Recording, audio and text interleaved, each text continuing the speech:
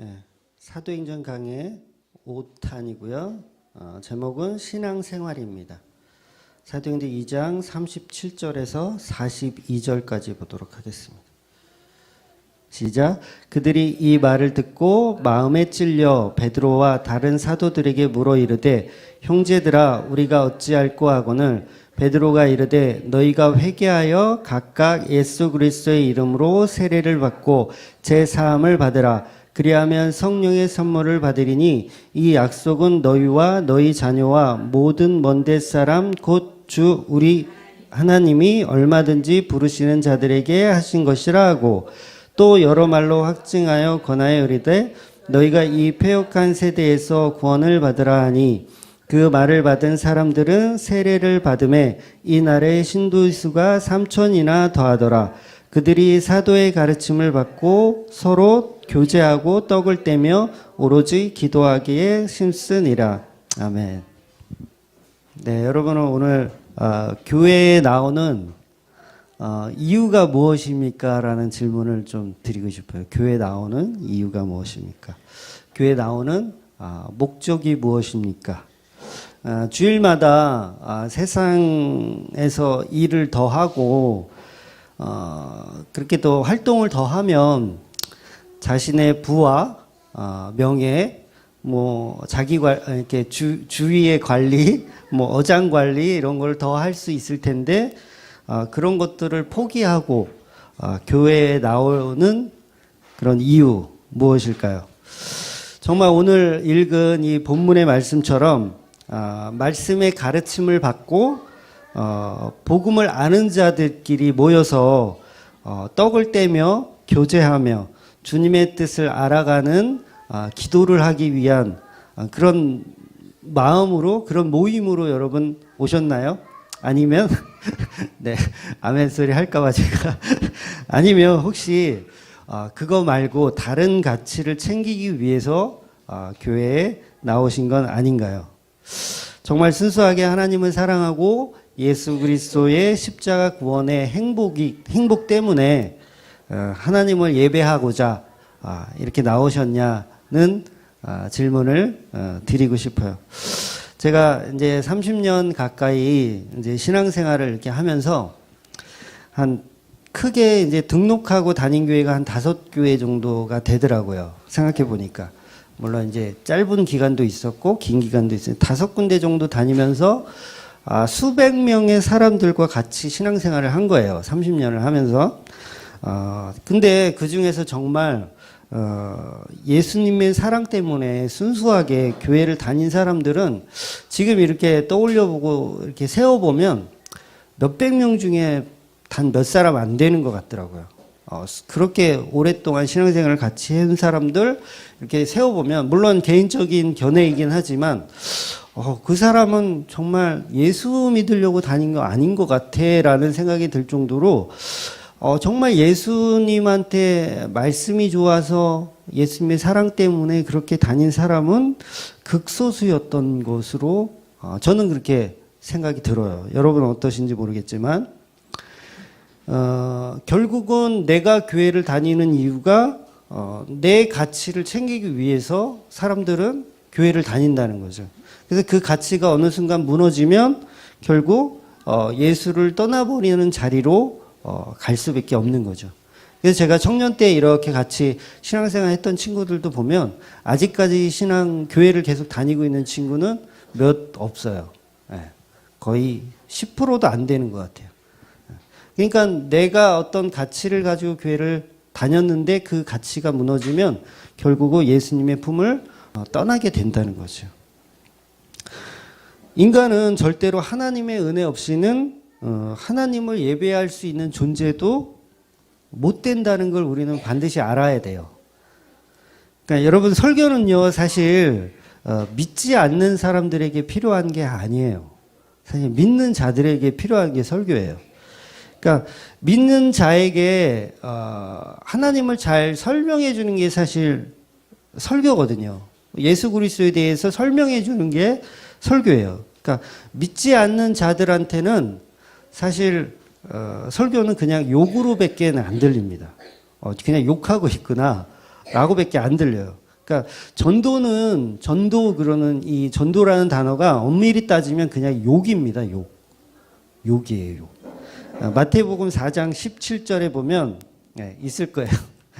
이때부터 예수께서 비로소 전파하여 이르되 회개하라 천국이 가까웠느니라 하시더라. 그러니까 예수님이 이제 전도를 하기 시작하는데 회개하라는 얘기를 하시잖아요. 회개하라. 이 말이 뭐예요? 사실 욕이에요. 욕. 예를 들면 이 천벌을 받을 놈들아, 이 회칠한 무덤 같은 외식하는 자들아, 하루살이는 걸러내고 낙타는 집어삼키는 이 가짜들아, 이 독사의 새끼들아 이러면서 이게 전부 욕이잖아요. 근데 이게 전도란 말이에요. 이게 전도예요. 예수님이 이런 전도를 하신 거예요. 그러니까 우리 보통 보면 길거리에서 이제 교회들이 이렇게 뭐 하나님은 당신을 사랑하십니다. 이렇게 띠 두르고 막 사탕 나눠주면서 물티슈 주면서 이렇게 교회 오라고 꼬시잖아요.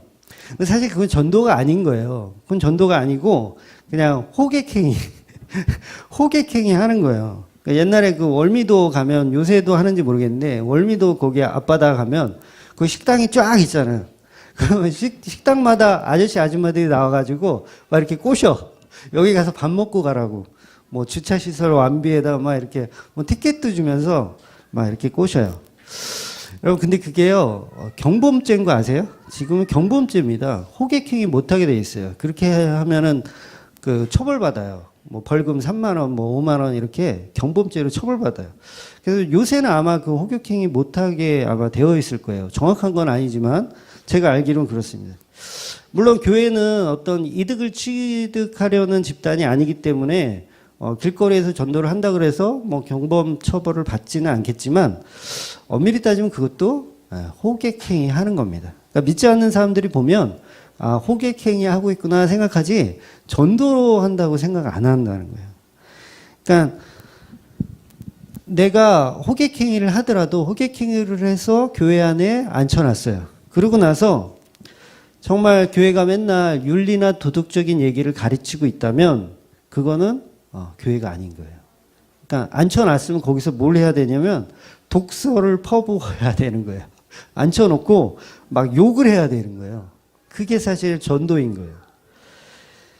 그러니까 교회에 앉아서 여러분이 설교를 딱 듣는데 아니 목사가 앞에서 계속 욕만 하고 있네. 자꾸 성도들을 자꾸 까고 성도들에 대한 어떤 비판만 하고 막 그런 교회에 있어요. 그런 교회가 사실은 맞는 교회예요. 정확히 가고 있는 교회인 거예요. 그러니까 전부 교회들이 그랬잖아요. 어르고 달래고 막 이러잖아요. 어르고 달래고 뭐 이 마른 자리 뭐 젖은 자리 이렇게 막 가려서 앉히고 뭐 이쪽으로 오시라고 하고 막 이러는 건 사실 교회의 본질은 아닌 거예요. 네, 그거는 그냥 사업인 거죠. 사업.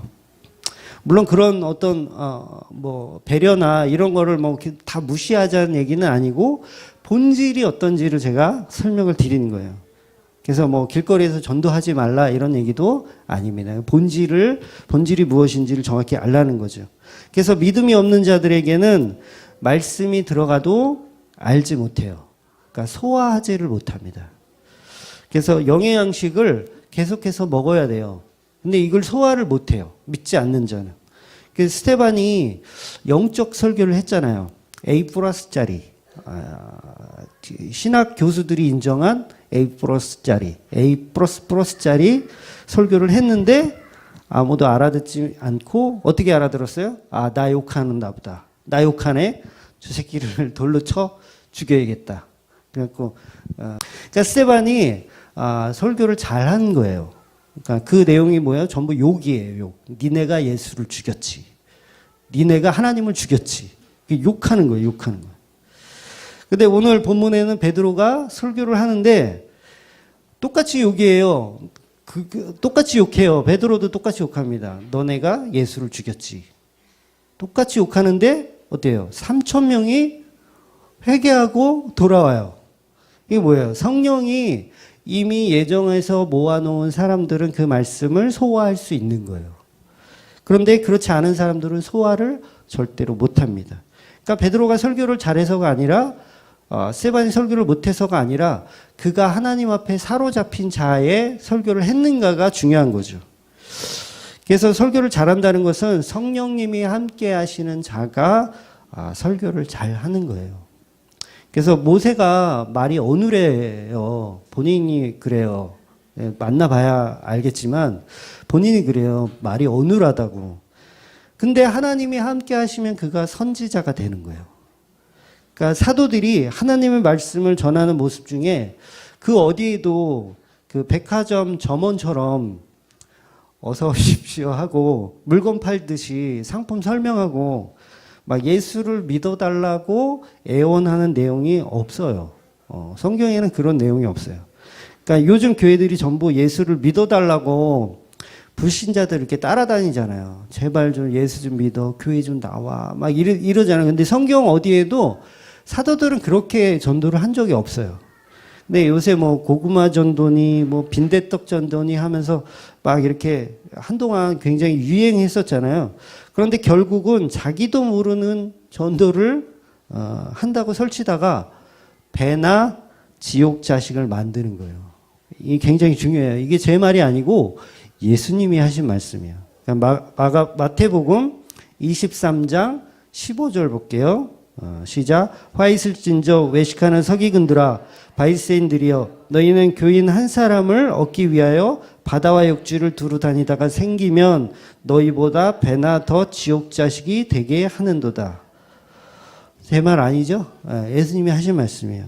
그러니까 보험회사 실적 올리듯이 전도대회에서 사탕 발림해가지고 호객행위에서 교회에 전부 꼬셔다가 모여서 앉혀놓고 지옥 자식을 만든대요.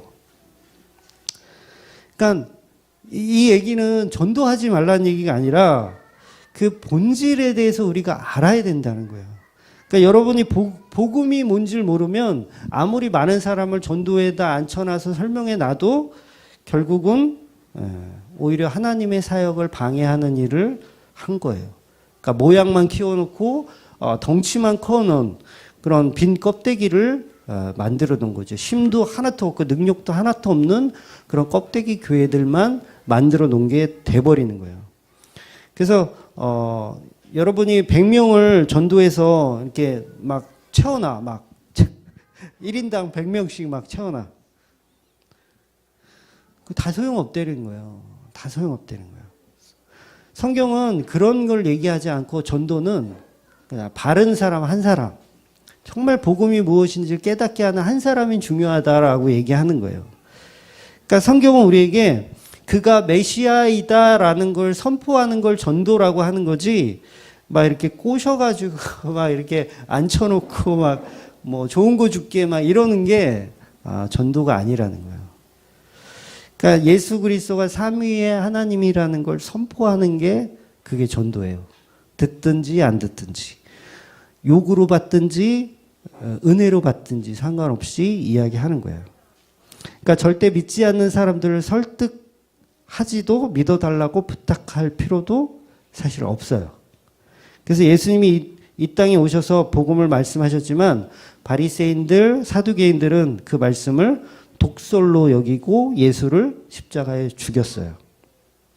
그런데 복음을 들을 준비가 된 자들은 오늘 오후에도 제가 산상순 설교를 하겠지만 준비된 자들은 사실 따로 있어요. 준비된 자들은 따로 있어. 그래서 심령이 가난하고 애통하고 온유한 자는 하나님이 예비하시는 거예요. 여러분이 노력해서 심령이 가난한 자를 노력해서 만드는 것도 아니고 애통하는 거를 여러분이 노력해서 애통하는 자가 돼야지 되는 것도 아니에요.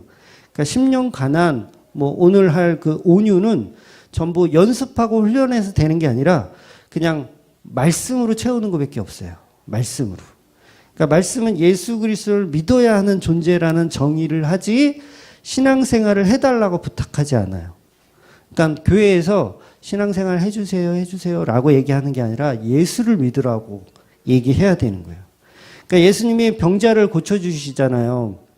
그리고 오병이의 기적도 보여주시고 사람들이 먹고 이제 막 쪽수가 많아졌어요. 막 몇천 명, 몇만 명 이렇게 됐어요. 근데 세상이 말하는 복을 준 거예요, 사실. 예수님도 먹는 거 해결해주고 그다음에 병 고쳐주고 세상이 원하는 복을 해결해 줬어요. 근데 그들이 예수를 따르는 듯 하지만 결국은 본질인 죄에 대한 설명, 심판에 대한 설명을 할 때는 다 돌을 던지고 다 도망가요. 도망가는 게 아니라 돌을 던져요. 십자가에 죽이려고 해요. 그러니까 끼니를 해결해 주는 건 복음이 아닌 거예요. 병자를 고쳐주는 것도 복음이 아닌 거예요. 그러니까 복음은 너희들은 죄인이다라는 걸 이야기하는 게 복음인 거예요. 그러니까 너희들은 문둥병 걸린 자다라고 이야기해 주는 게 복음인 거예요. 너희들이 바로 하나님 예수 그리스도를 죽인 자다라고 이야기해 주는 게 복음인 거예요. 그러니까 믿음이 없는 자들은 당연히 욕으로 여길 수밖에 없는 거죠. 난 아무 죄가 없는데 나한테 욕하네? 라고 생각할 수밖에 없는 거예요. 그렇게 그 죄에 대한 이야기를 해주고 너희들이 그런 죄를 지었지만 예수님께서는 그 죄를 도말하셨다. 십자가에서 도말하셨다라고 이야기해 주는 게 바로 복음이라는 거죠. 그래서 병 고치는 집회 같은 데 가서 뭐 축복 대성회다 이런 거 전부 사실 복음이 아닌 거예요. 그러니까 혹시 여러분도 교회 다니면서 병자를 고쳐주고 부자 되고 복을 받는다는 설교에 기뻐하며 열심히 신앙생활을 하다가 죄에 대한 심판에 대한 말씀을 들으니 막 화가 나고 성질이 나신 적 없으세요? 저는 있거든요. 저는 어릴 때 그랬어요. 제가 금요일 날도 말씀드렸지만 저는 그때 알량한 이 구원의 확신을 가지고 있었기 때문에 저는 이게 전부인 줄 알았어요. 내가 구원의 확신이 있으면 난 선택받은 자고 나는 대단한 자야. 이러면서 마치 구원파처럼 이제 세상을 다 가진 양 그렇게 신앙생활을 했던 시절이 있었어요. 근데 날마다 우리는 그 죄성을 깨달아야 돼요, 사실은. 그러니까 예수님이 내 십자가에서 내 죄를 다 도말했으니 나는 이제 자유롭고 나는 이제 탄탄대로다. 이거 큰 착각인 거예요. 저는 그때도 예수 그리스도를 제대로 믿고 있지 않았던 거예요, 사실은. 그러니까 예수라는 십자가를 이용해서 나의 자아를 만족시키는 도구로 사용하고 있었던 거죠. 그러니까 너는 죄인이다라는 정의를 기분 나빠했어요. 그러니까 왜 성령님의 그 증언은 전부 그거잖아요. 죄에 대하여, 심판에 대하여, 의에 대하여 얘기하는 거. 그러니까 그게 바로 우리가 짊어지고 가야 할 십자가이거든요. 그러니까 십자가는 여러분의 모든 죄를 죽이는 거예요. 죽이는 거. 만약에 여러분이 죄가 없다면 예수님의 십자가는 필요가 없죠. 십자가 설교 들을 때마다 여러분은 마음이 아파해야 돼요. 또 내 죄 때문에 예수님께서 죽으셨구나라는 마음이 아파야 됩니다. 그 죄 때문에 천지를 창조하신 그 하나님이 죽으셨구나. 그 죄에 대하여 심판에 대하여 선포할 때 기분 나쁘다고 바리새인처럼 돌 던지고 돌아서는 것은 참으로 어리석은 행동인 거예요. 이것은 영원히 달린 문제입니다. 아주 심각하게 받아들여야 돼요. 그러니까 절대 감정적으로 해결할 일도 아니고 뭔 놈의 설교가 맨날 죄 타령이냐. 에이 듣기 싫어.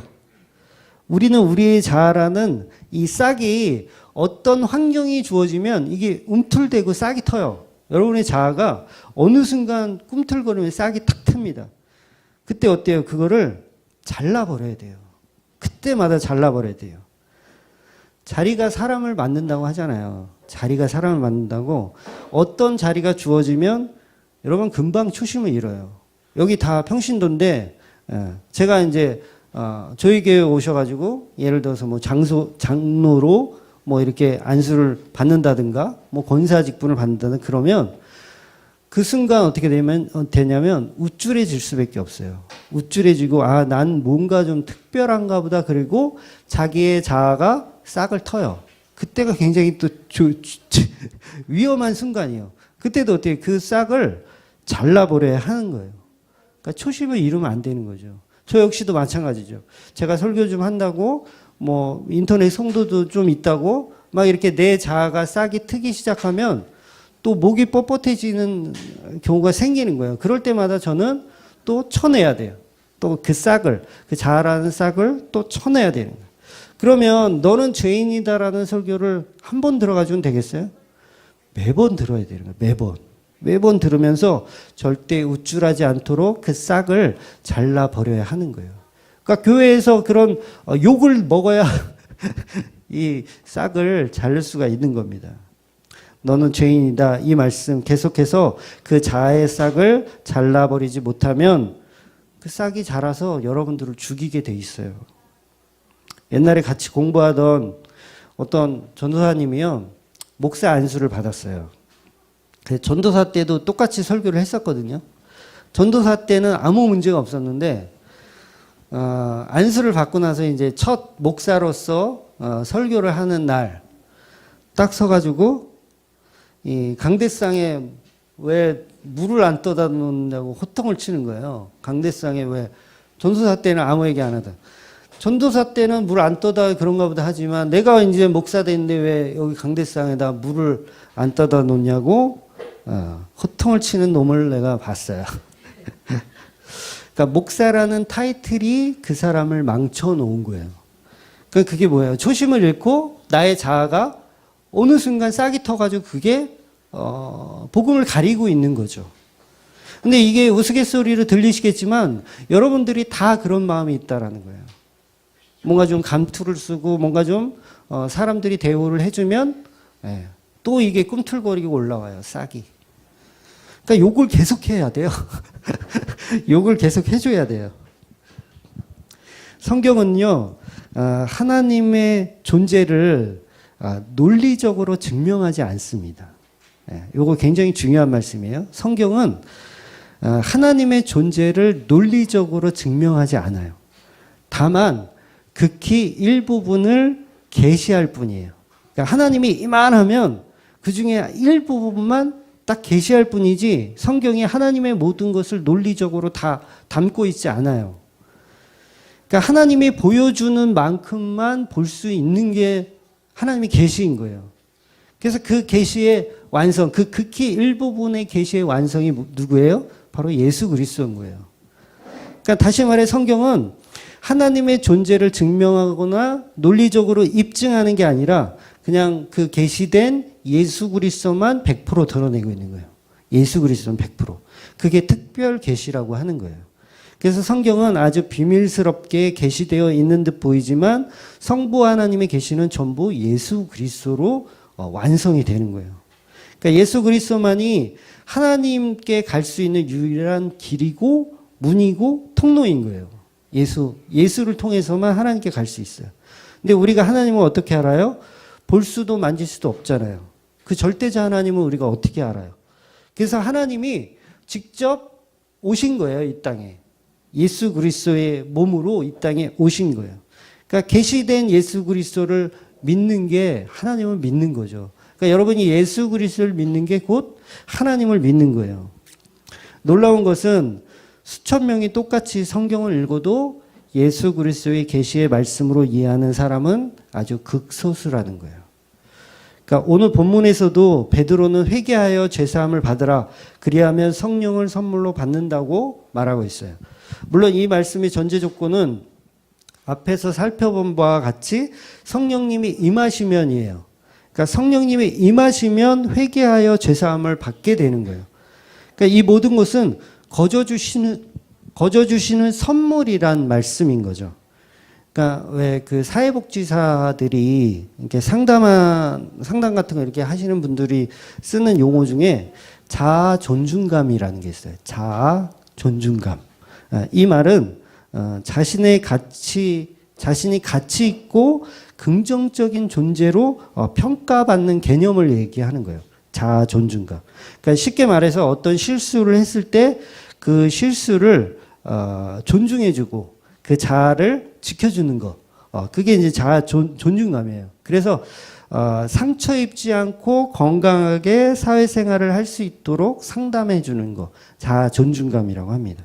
그러니까 자아 존중감이 바닥을 치면 이제 우울해질 수도 있고 또 심한 경우 이제 목숨을 끊는 뭐 자살하는 경우도 있고 그러니까 그런 걸 가지고 이제 자아 존중감이 높다, 낮다 이렇게 평가하거든요. 그러니까 기독교인들이 신앙생활하면서 이 부분에 대한 오해와 곡해가 너무 많이 있어요. 그러니까 저처럼 이제 개혁주의 설교를 자꾸 이렇게 들으면 자아 존중감이 이렇게 떨어진대. 그렇게 얘기하는 사람들이 실제로 많아요. 실제로 칼빈도 그랬고요. 그다음에 칼빈의 제자인 존 낙스라는 그 종교 개혁자도 있어요. 근데 그분들한테도 항상 꼬리표처럼 달려있던 게 뭐냐면 허무주의자였어요. 허무주의자다. 저 사람은 허무주의자다. 그러니까 말씀이 전부 은혜잖아요. 은혜. 우리의 행위를 다 기각시키고 오직 하나님의 은혜로 구원받는다라고 얘기하잖아요. 칼빈이나 존 낙스나 다. 그러니까 어때요? 저 허무주의자. 우리는 할 수 있는 게 아무것도 없는 허무주의. 이게 꼬리표처럼 달려 다녔어요. 그러니까 왜 그래요? 인간의 노력을 전부 쓰레기로 여기기 때문에 그런 허무주의라는 꼬리표가 늘 달려 있었어요. 그러니까 엄밀히 따지면 사도 바울만큼 허무주의의 결정판은 사실 없어요. 완전 최고봉입니다. 사도 바울이. 그래서 이 가멜레알 문화에서 공부를 열심히 했던 지금으로 따지면 석사, 박사까지 다 마스터하고 유학까지 갔다 온 그 훌륭한 사람이 그런 얘기를 해요. 빌립보서 3장 8절에 보면 같이 읽을게요. 시작. 또한 모든 것을 해로 여김은 내 주 그리스도 예수를 아는 지식이 가장 고상하기 때문이다. 내가 그를 위하여 모든 것을 잃어버리고 배설물로 여기면 그리스도를 얻고. 전부 배설물이라는 거예요. 예수를 믿는 게 가장 고상하다. 나머지 석박사 딴 거는 전부 쓰레기다. 이 얼마나 허무주의자예요. 요즘 목사가 만약에 이렇게 설교를 하면 전부 이단이라고 할 거예요. 막말로 제가 여러분들에게 여러분이 대학 나온 거, 자격증 딴 거, 대학원 다닌 거, 박사 딴 거, 그거 다 쓰레기입니다. 다 갖다 버리세요. 오늘 집에 가서 석박사 자격증 다 갖다 버리세요. 예수만 믿어야 됩니다. 이렇게 얘기하면 어떻게 해요? 저 사람은 이단이라고 그럴 거예요. 분명히. 근데 이게 바울이 이렇게 가르쳤단 말이에요.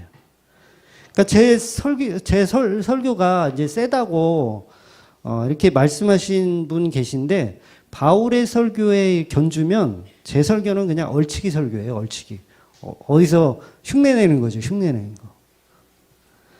근데 바울뿐만 아니고 사도들도 전부 그렇게 설교했어요. 바울뿐만 아니고 다른 사도들도 다 그렇게 허무주의적인 것처럼 보이게 설교를 했어요. 종교 개혁자들 마찬가지고. 근데 요즘 한국 기독교 설교를 이렇게 들어보세요. 전부 행위 위주의 설교를 합니다. 전부 사탕 발림, 좋은 게 좋은 거다. 그런 설교밖에 없어요. 실제로 행위 위주를 설교를 해야 교회가 부흥되거든요. 그러니까 그 큰믿음 교회 변승우 목사라는 사람이 있어요. 지금은 교회 이름을 바꿔서 뭐 사랑하는 교회인가 그런데 이 변승우 목사가 옛날에 책을 쓴 게 있는데 지옥 가는 크리스찬들이라는 책인가 뭐 그런 책을 썼어요. 근데 제가 섬기던 교회 담임 목사님이 그분이 보통 이제 행위 위주의 설교를 좀 하시는 분이었거든요. 근데 처음에는 그러니까 믿음이 있는 사람은 당연히 행위가 따라올 수밖에 없다. 그런 뉘앙스에서 이제 행위를 좀 강조했던 목사님이세요. 근데 어느 날 설교가 바뀌는 거예요. 점점 갈수록 행위 위주의 설교가 점점 세죠. 막 어쩔 때는 막 10의 2조를 해야 2배의 복을 받는다. 10의 1조 할 때는 요만큼 복을 받지만 10의 2조를 하면 뭐 2배, 100배, 뭐 이런 설교를 하는 거예요. 저 인간이 왜 그럴까? 가만히 생각해 봤더니 이 변승우 목사라는 사람한테 꽂혀 있더라고요. 꽂혀가지고 그 책 보면서 이제 푹 빠져가지고 그 당시에는 아마 변승우 목사가 아마 이단 시위가 이렇게 있었고 지금은 이제 완전히 이단으로 결정이 되어 있죠. 백석에서도 이미 백석 교단에서 그 목사 자격까지 박탈시키고 지금은 이제 개혁주의하고는 정반대의 설교를 하고 있는 목사예요. 근데 보세요. 그런 설교를 해야 교세가 커져요. 지금 그 당시 변승호 목사가 그렇게 교회 교세가 크지 않았는데 지금은 뭐 전국에 열 몇 개가 있다고 그러더라고요. 대형 교회로 열 몇 개가 있고 해외에도 뭐 수십 개가 있다고 제가 들은 것 같아요. 그러니까 행위 위주의 설교를 해야 활력이 넘치고 이 선동적이며 세상을 씹어먹을 수 있는 어떤 그런 자신감, 자아 존중감이 생기고 높아져요. 그게 교회가 금방 부흥합니다. 제가 여러분들에게 이 자아 존중감을 다 심어줘. 그래서 막 이렇게 막 고구마 전도, 뭐 빈대떡 전도 막 해. 그러면 사람 모으는 건 금방 모아요. 왜? 그게 나의 가치가 되니까. 근데 보세요. 이 5년을 했는데 이게 계속 점점 줄어. 점점 줄어.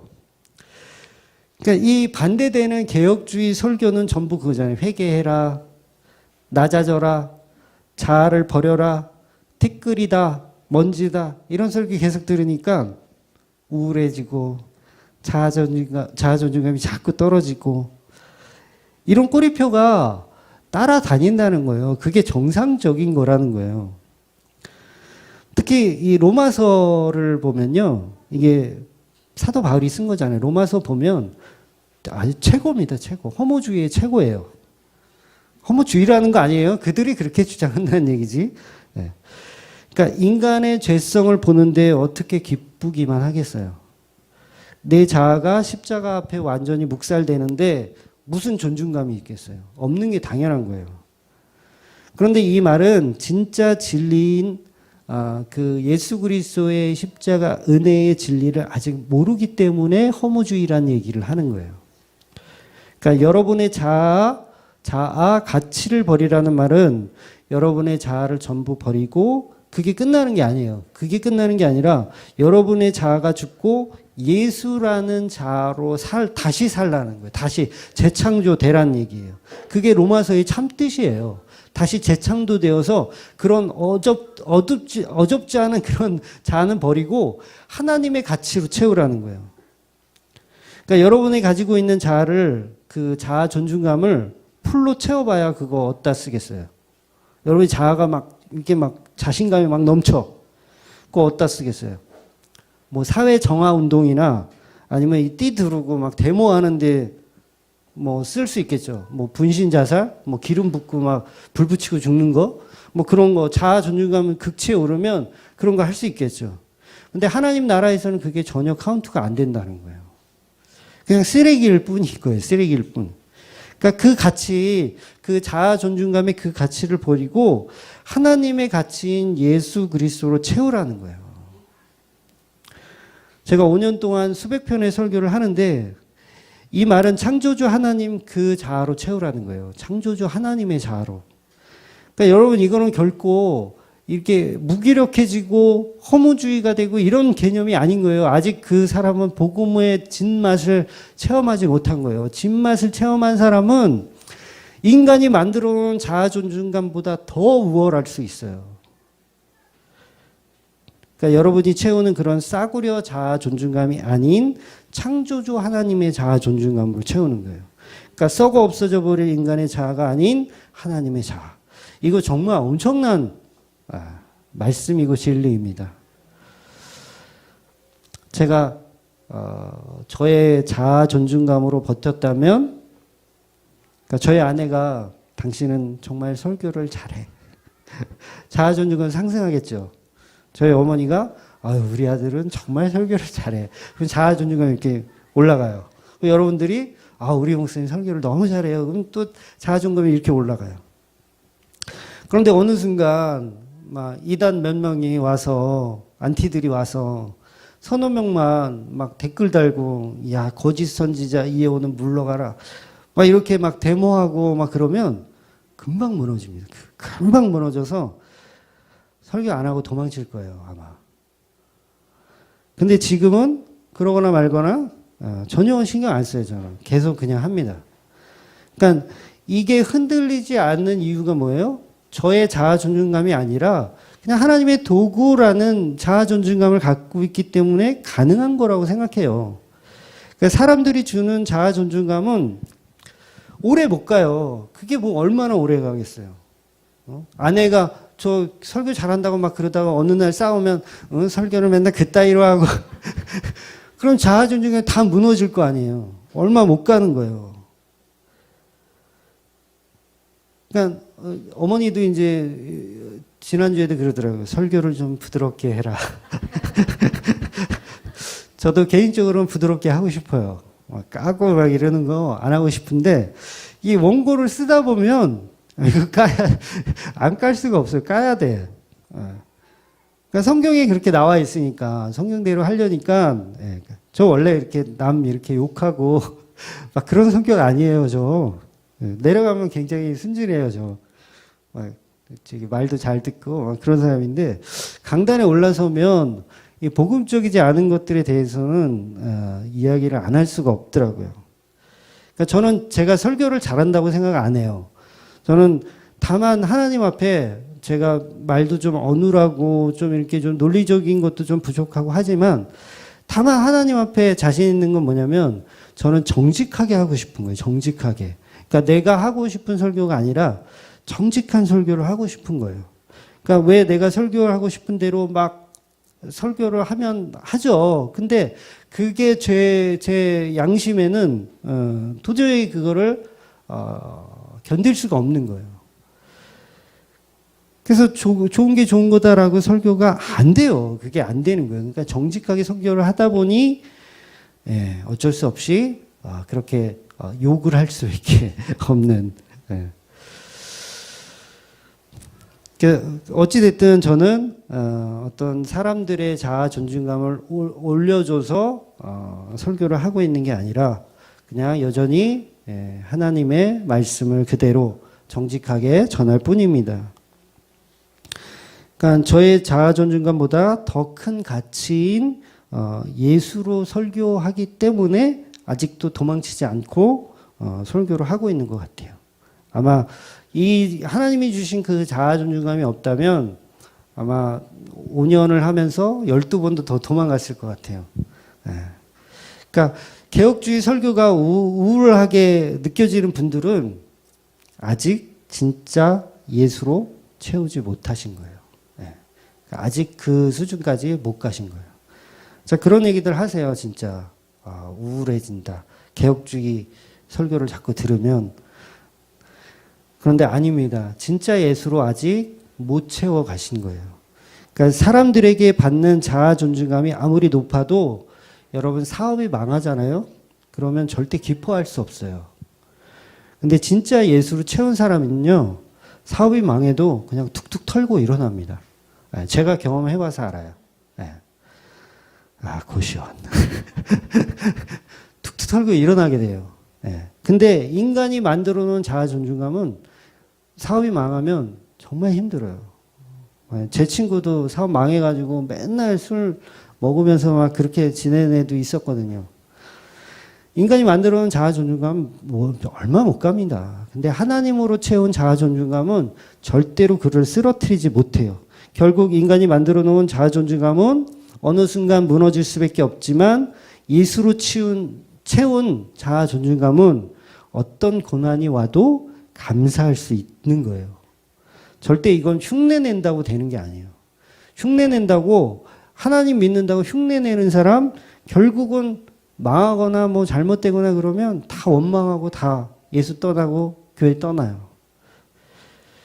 마리아하고 마르다하고 오빠가 죽잖아요. 펑펑 울어요. 이들이 아직 예수로 채우지 못하고 있는 상태인 거예요, 사실은. 그러니까 여태까지는 자기들이 만들어 놓은 자아 존중감으로 채우고 살았던 거예요. 그러니까 예수님이 그들의 죄를 보고 우시는 거예요. 이순신 장군이요, 죽으면서 내 죽음을 적들에게 알리지 말라. 과연 얼마나 버틸 수 있을까요? 그 존중감이.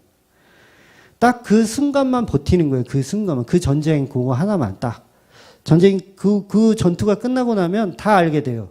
그럼 그 부하들이 자아 존중감은 다 무너지게 돼 있어요. 이제 우리의 장군님은 돌아가셨구나. 다 무너져요. 그게 얼마나 가요? 그 전투 때만 버틸 수 있는 거예요. 근데 진짜 예수로 채운 사람은 그때뿐만이 아니라 계속해서 어떠한 상황이 와도 당신이 샬롬 할 수 있는 거예요. 샬롬. 평강할 수 있는 거예요. 이게 하나님으로 채운 자아 존중감이라는 거예요. 이건 흔들리지 않아야 되는 거예요. 그러니까 설교를 들을 때마다 우울해지고 허무해지면 나는 아직 복음을 잘 모르는구나라고 이해하시면 돼요. 그때마다 말씀을 더 먹으시면 돼요. 열심히. 내가 좀 우울해진 것 같아. 그러면 내가 더 먹어야겠다. 내가 로마서도 먹고 갈라디아서도 먹고 내가 에베소서도 먹고 더 먹어야겠다. 막 이렇게 생각을 하셔야 되는 거예요. 그러니까 우리가 아침, 점심, 저녁, 야식 막 이렇게 먹잖아요. 먹어야 돼요. 안 먹으니까 자꾸 이상한 생각도 있고 빈혈이 오고 어지러워 막 이러는 거예요. 나 허무한가 봐. 나 왜 이렇게 못 채우지? 막 이러는 거예요. 왜 안 채워지지? 말씀을 먹어야 돼요. 옛날에 그런 도가 있잖아요. 기차 길려 오막살이 아기 잘듣는다. 어릴 때 이거 그 고무줄 막 하면 막 이거 끈으로 다니고 막 그랬었는데 옛날 기차는요. 기차 소리가 엄청 컸잖아요. 지금 여기 이제 전철 들어오기 전에 이 옆에도 이제 경의선이 다녔어요. 그래서 옛날에는 이제 비둘기호라 그래서 지금은 없는 전철인데 비둘기호라 그래서 문도 안 닫히는 전철이 다녔거든요. 아니 전철이 아니라 기차가 다녔는데 소리가 엄청 큽니다. 그래서 물론 저 때는 조금 진보된 기차를 탔지만 저의 아버지 세대는 완전히 그 시끄러운 완전 동네가 다 떠나가는 그냥 기차 길려 오막살이 아기아기 잘도 잔다. 이거 개수작이에요. 그 아기는 죽은 겁니다. 죽은 거예요. 죽었으니까 잘도 자른 거예요. 예능입니다. 다큐로 이해하지 마시고. 그러니까 우리 자아는요, 못 버텨요. 결국 죽어야 되는 거예요. 죽어야 잘도 자는 거예요. 그 기차 길려 오막살이에서 어떻게 아이가 잘도 자요? 잘 수가 없어요. 죽어야 잘 자는 거예요. 그런데 이 예수 그리스도로 채운 사람은요, 절대 잠에서 깨지 않아요. 잘 잘 수 있어요. 그게 평강이라고 하는 거예요. 시편 37편 24절. 시편 37편 24절. 그는 넘어지나 아주 엎드러지지 아니함은 여호와께서 그의 손을 붙드심이니라. 아멘. 인간이 만들어 놓은 자아 존중감은 반드시 무너지게 되어 있습니다. 과연 어떤 사람이 자아 존중감이 높을까요? 인간들의 칭찬을 받은 사람이 자아 존중감이 높을까요? 아니면 하나님과 함께하는 삶을 사는 사람이 자아 존중감이 높을까요? 이건 비교할 수는 없는 거잖아요. 아주 극명한 차이가 있습니다. 베드로가요, 그렇게 가난한 사람이 아니었어요, 사실은. 어부라 그래서 뭐 엄청 이렇게 없는 사람이 아니고요. 그 갈릴리 그 어시장에서도 굉장히 능력 있는 사람이었어요. 자기 배도 가지고 있었던 선주예요, 선주. 요즘도 그 코딱지만한 뭐 3, 4톤짜리 그 낚싯배 같은 것도요, 1, 2억씩 해요. 그 배 되게 조그만 거 그거 한 서너 명 타고 낚시하는 거요. 그거 우습게 볼 배가 아니에요. 1, 2억씩 하는 비용이더라고요. 당시 로마 시대 때도요, 그 생선 훈제 요리가 소고기보다 비쌌대요. 생선 훈제 요리가. 그러니까 굉장히 전망 있는 사업을 베드로는 자기 배를 가지고 했던 사람이에요. 그리고 베드로는 결혼도 한 거 아시죠? 베드로는 결혼도 했어요. 그랬는데 그 배를 그 일을 안 하고 예수님을 따라다녀요. 결혼도 했는데 그 자식은 처는 누가 먹여 살렸을까? 그러니까 돈이 완전히 없던 사람이 아닌 거예요. 어느 정도 자기가 돈을 벌지 않아도 먹고 살 만큼의 능력은 됐던 것으로 뭐 이거는 뭐 신학적 정황은 없어요. 그냥 제 개인적인 추론이에요. 그러니까 베드로에게는 그런 어떤 자아 존중감을 이렇게 심어준다고 해서 그가 그런 것들을 포기하고 예수님을 따라다닐 수가 없는 거예요. 그리고 또 이 베드로가 하나님 앞에 완전히 사로잡히지 않으면 그 자아 존중감으로는 불가능한 거죠. 그러니까 베드로가 십자가에 거꾸로 죽잖아요. 성경에는 안 나오지만 다른 문헌들에 보면 베드로가 십자가에 거꾸로 죽는다고 나오거든요. 그것도 똑바로 죽어야 되는데 내가 어떻게 예수님처럼 똑바로 죽을 수 있냐. 나 같은 죄인이 나는 거꾸로 달아달라. 그래서 거꾸로 달아가지고 죽었대요. 과연 이게 하나님이 예수 그리스도가 주시는 자아 존중감으로 채운 사람의 모습일까요? 아니면 자기가 만들어 놓은 자아 존중감일까요? 분명히 하나님이 주신 거예요. 그 마음은. 그러니까 베드로의 삶을 딱 보더라도 말씀을 들으니 우울해지고 허무해지고 이거 다 개수작인 거예요. 다 아직도 복음을 모르는 사람들이 만들어 놓은 다 거짓말이에요. 진짜 복음을 모르는 사람들이 하는 헛소리들인 거예요. 진짜 복음을 아는 사람들은 인간이 만들어 놓은 자아 존중감 그 이상의 존중감을 가지고 살아요. 네. 그게 맞는 겁니다. 그러니까 예수로 채우지 않은 인간, 그 인간은 결코 십자가에 거꾸로 죽을 수가 없어요. 네. 개혁주의 설교를 들으면 우울해지고 무기력해지고 뭐 염세주의다라고까지 말하는 사람이 있지만 예수로 채우지 못한 사람이 그런 얘기를 하는 거예요. 베드로가 또 이런 말을 했습니다. 산소망이라는 얘기를 했어요. 산소망. 좀 길지만 우리 좀 같이 읽어볼까요? 베드로전서 1장 3절에서 7절까지 같이 한번 읽어보겠습니다. 시작. 우리 주 예수 그리스도의 아버지 하나님을 찬송하리로다.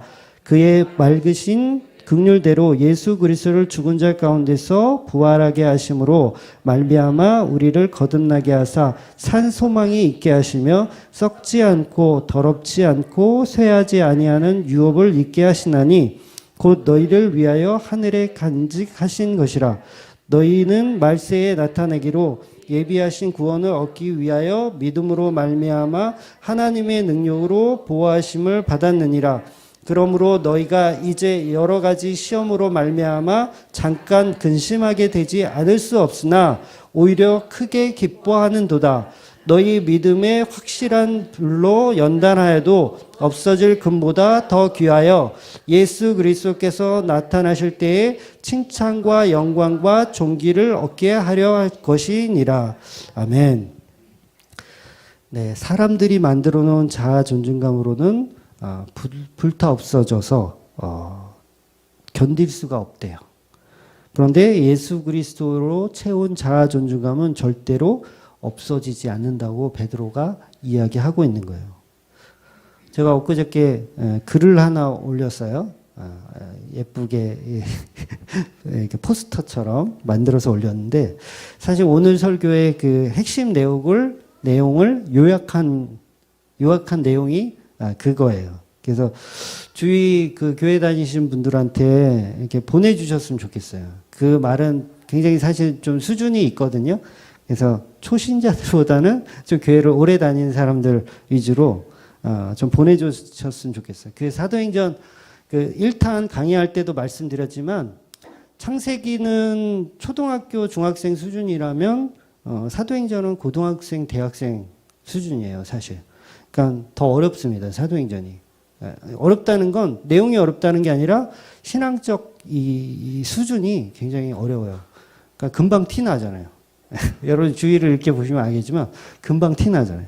그러니까 제가 이제 신앙생활이라는 글을 올렸는데 못 보신 분들이 있어서 제가 좀 읽어드릴게요. 네. 신앙생활. 전적 타락을 인정하고 전적 무능력으로 예수를 만나면 그때 당신은 불타는 고통을 경험하게 될 것입니다. 살이 타들어가는 고통. 당신은 반드시 지옥을 경험하게 될 것입니다.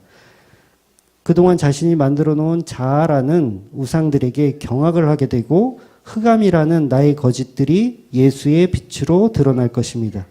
그때 당신은 구토가 나고 모든 것을 쏟아내야 합니다.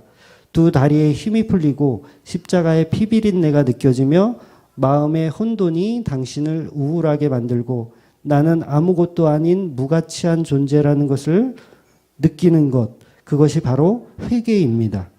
혹시 당신이 예수를 믿고 마냥 행복하기만 했다면, 교회를 다니면서 만사 형통만 하고 재수가 좋다면, 단 한 번도 죄에 대한 고통을 경험하지 못했다면 당신은 거짓 선지자들에게 속은 것입니다. 예수를 만나면 그 진리의 말씀이 당신을 갈기갈기 찢어 놓을 것입니다. 그것이 성령님이 하시는 일입니다. 그러나 이것이 끝이 아닙니다. 이제 뼛속까지 비워진 그 마음을 예수로 채워야 합니다. 나는 기각되고 예수로 살아가는 것, 그것이 신앙생활입니다. 네, 이런 거를 그러니까 오늘 설교의 요약본이에요. 그러니까 여러분은 신앙생활을 하고 계세요? 여러분은 신앙생활을 하고 계십니까? 여러분의 자아 존중감을 내려놓고 오직 예수 그리스도로 채우고 계십니까? 개혁주의 설교를 듣고 용기는 나지 않고 우울해진다, 막 이런 생각이 드시면 아직 조금 말씀을 더 먹어야 되겠구나라고 생각하시면 됩니다. 아직 예수로 덜 채워지신 겁니다. 그래서 성경이 그거를 충만이라는 표현을 해요. 충만. 그러니까 충만이라는 게 뭐예요? 조금 이렇게 충만이잖아요. 그러니까 이게 덜 채워졌구나. 내가 더 먹어야 되겠구나. 그런 개념으로 말씀하셨어요. 그래서 성령 충만이라는 표현을 하는 겁니다. 그래서 말씀을 들으셔야 돼요.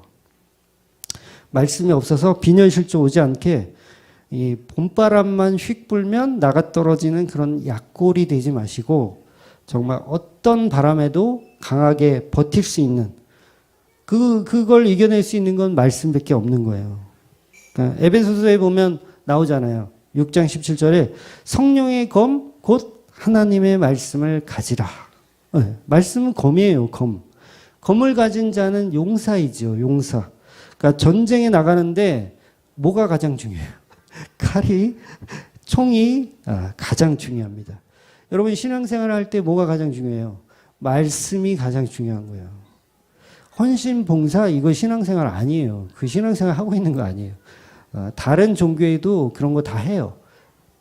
봉사하고 헌신하고 다 합니다. 그런데 진짜 신앙생활이란 말씀을 보는 걸 신앙생활이라고 하는 거예요.